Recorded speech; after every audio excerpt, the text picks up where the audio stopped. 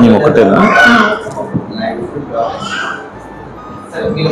సరే, మా తరపు నుంచి చిన్న చేద్దాం అనొచ్చు.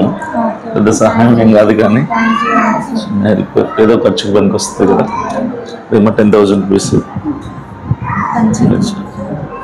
తీసుకోండి, చిన్న ప్రార్థన చేస్తుంది తల్లి. చూశారు కదా, చెల్లి రాణి చాలా క్రిటికల్ కండిషన్లో పాపం తను చాలా చిక్కిపోయింది. అసలు ఒంటి మీద ఫ్లెష్ ఏం లేదు, కండ లేదు, మొత్తం బోన్స్ మాత్రమే ఉన్నాయి.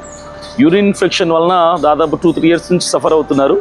సో ఏదో ఆపరేషన్ జరిగిందట, స్టమక్లో ఏదో ఇన్ఫెక్షన్ ఉందని. అలాగే కిడ్నీస్ కూడా 2 కిడ్నీస్ కూడా బాగా స్వెల్లింగ్ వచ్చేసాయి అని చెప్తున్నారు.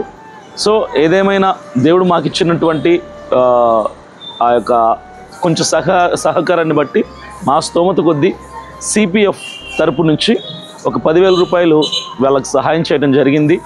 సో ఇలాంటి వాళ్ళు చాలామంది ఉన్నారు. చాలా నిరుపేదరికంలో, ట్రీట్మెంట్కు డబ్బులు లేని పరిస్థితుల్లో, చాలా ఇబ్బందికరమైన స్థితిలో ఉన్నటువంటి వాళ్ళకి మా సిపిఎఫ్ తరఫున ప్రతి నెల ఒక 5 మందికి మేము చేయగలుగుతాము, ఒక 10,000 రూపాయలు చొప్పున. సో మీరందరూ కూడా చెల్లి రాణి కొరకు ప్రార్థన చేయండి. ఇలాంటి వాళ్ళకి మేము మరింత సహాయంగా ముందుకు వెళ్ళటానికి, అనేకులకు మేము చేయూతనివ్వటానికి మీరు కూడా మా సిపిఎఫ్కి సపోర్ట్ చేయండి. Thank you. God bless you.